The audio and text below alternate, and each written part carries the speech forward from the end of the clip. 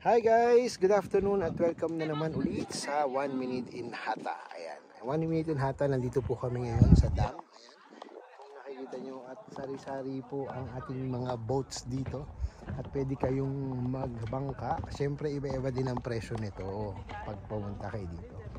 Mura lang naman dito kapag pumunta kayo. So, ayan ang mountain, yan ang dam. Nandasa sa loob tayo ng dam. At galing tayo doon kanina sa taas. So, ayan yung mga restaurants. Kung nakikita nyo, ayan. So, nandito tayo ngayon sa baba ng dam. At makikita natin na talagang nakaka-excite. Kasi malamig dito, hindi siya kagaya dyan sa taas na medyo warm siya sa taas. So, ayan guys, ang ating, at saka may mga guest na kami na nag-aantay para sa kanilang hata adventure. So, ayan guys, at maraming salamat sa inyong pagpunta at abangan ulit ako dito lang sa 1 Minute in Hata. Bye!